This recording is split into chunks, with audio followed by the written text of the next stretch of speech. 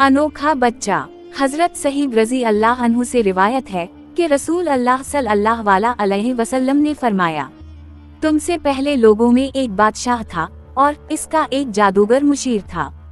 जब जादूगर बूढ़ा हो गया तो उसने बादशाह से कहा, बेशक अब मैं बूढ़ा हो गया हूँ, लिहाजा मुझे एक लड़का दे दिया जाए ताकि मैं उसे जादू सिखा सकूं।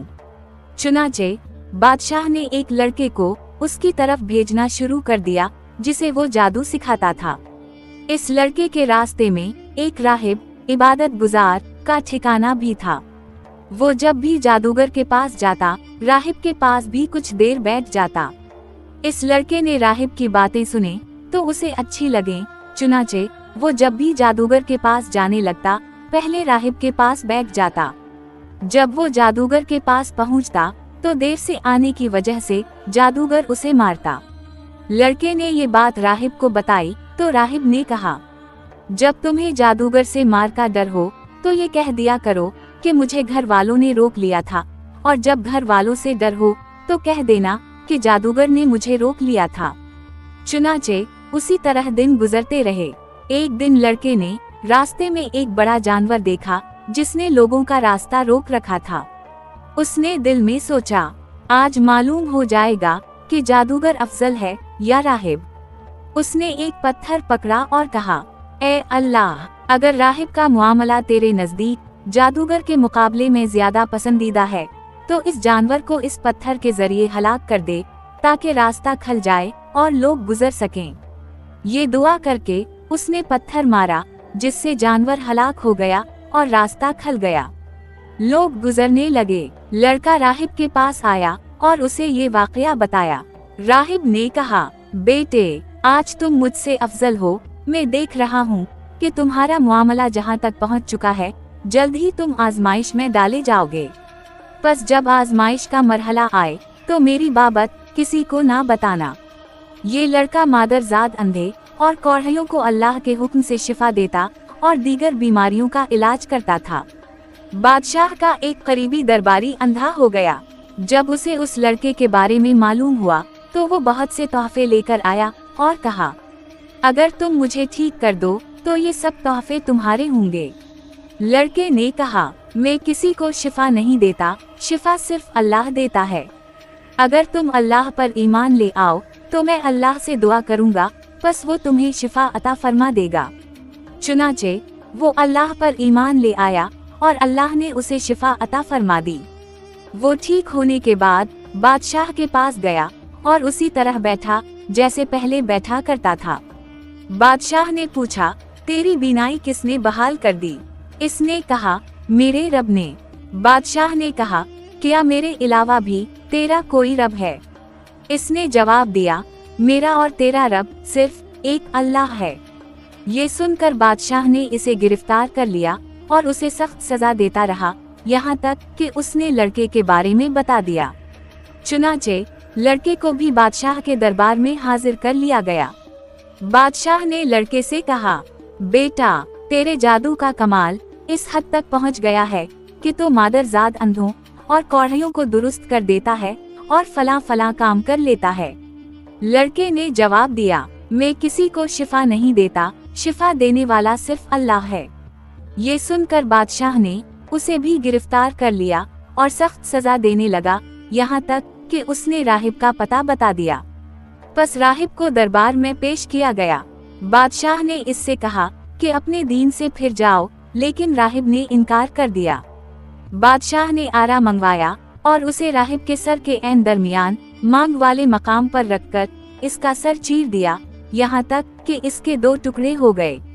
फिर बादशाह के हम नशीन दरबारी को लाया गया और उसे भी हुक्म दिया गया कि अपने दीन से फिर जाए। इसने इनकार कर दिया। चुनाचे आरा इसके सर के मांग वाले हिस्से पर रख दिया गया और इसका सर भी 2 टुकड़े कर दिया गया। इसके बाद लड़के को लाया गया और इससे भी कहा गया कि अपने दीन से फिर जा, लेकिन उसने भी इनकार कर दिया। बादशाह ने उसे अपने चंद खास आदमियों के सुपरद किया और कहा, इसे फला पहाड़ पर ले जाओ, इसकी चोटी पर ले जाकर इसके दीन के बारे में पूछो, अगर ये अपने दीन से फिर जाए तो ठीक, वरना उसे वहां से नीचे फेंक दो।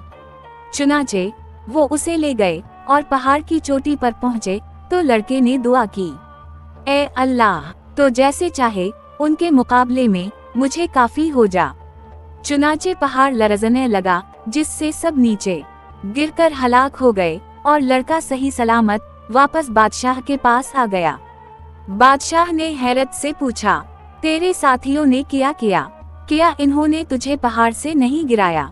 लड़के ने कहा, अल्लाह ताला मेरे लिए उनके मुकाबले में काफी हो गया। बादशाह ने उसे दोबारा अपने चंद खास आदमियों के सुपरद कर दिया और कहा, इसे किश्ती में सवार करो और समंदर के बीच में जाकर इसके दीन के बारे में पूछो।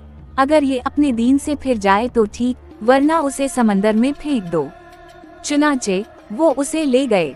जब वो समंदर में पहुँचे तो लड़के ने दुआ की, ए अल्लाह, तो जैसे चाहे उनके मुकाबले में मुझे काफी हो जा। चुनाचे किश्ती उलट गई और वो सब पानी में डूबकर हलाक हो गए, जबकि लड़का फिर से बादशाह के पास पहुंच गया। बादशाह ने हैरत से पूछा, तेरे साथियों ने क्या इन्होंने तुझे समंदर में नहीं फेंका? लड़के ने जवाब दिया, अल्लाह ताला मेरे लिए उनके मुकाबले में काफी हो गया। फिर लड़के ने बादशाह से कहा, तो मुझे इस वक्त तक कत्ल नहीं कर सकता जब तक वो तरीका इख्तियार ना करे जो मैं तुझे बताऊं। बादशाह ने पूछा, वो क्या है? लड़के ने कहा, तो एक खले मैदान में लोगों को जुमा कर मुझे सूली देने के लिए एक सुतून पर चढ़ा, फिर मेरे तरकश से एक तीर निकालकर कमान के चले पर रख और ये अल्फाज पढ़, अल्लाह के नाम से जो इस लड़के का रब है, फिर मुझ पर तीर चलाना। जब तो ऐसा करेगा तभी मुझे कत्ल कर सकेगा। चुनाचे बादशाह ने लोगों को एक मैदान में जिल्मा किया, उसे सूली पर चढ़ा दिया, इसके तरकश से एक तीर लिया, कमान के चले पर रखा और कहा, अल्लाह के नाम से जो इस लड़के का रब है, फिर तीर चलाया जो लड़के की कनपटी पर लगा। लड़के ने अपना हाथ कनपटी पर रखा और जान दे दी।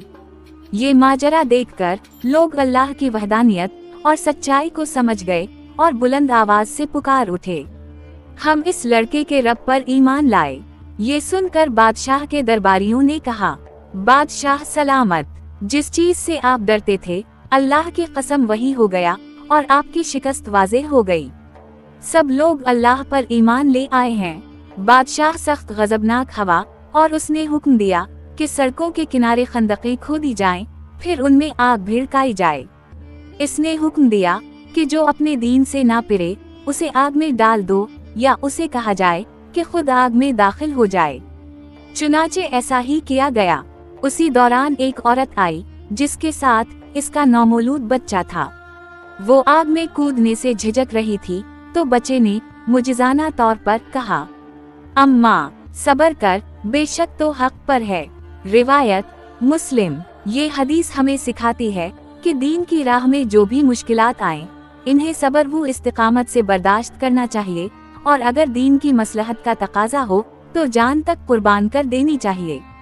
ये वाक़या कुरान की सच्चाई का सबूत है, क्योंकि इसमें असहाब अल-उख़दूद जैसे अजीम तारीखी वाक़यात को बयान किया गया जिन्हें ज़माना फरामोश कर चुका था, लेकिन कुरान ने इन्हें फिर से जिंदा कर दिया। ये हदीस ये भी साबित करती है कि कुरान की सही तफसीर हदीस के बगैर मुमकिन नहीं। अगर हदीस में ये वाक़या बयान ना होता तो असहाब अल-उख़दूद की हकीकत से मुकम्मल आगाही मुमकिन ना होती।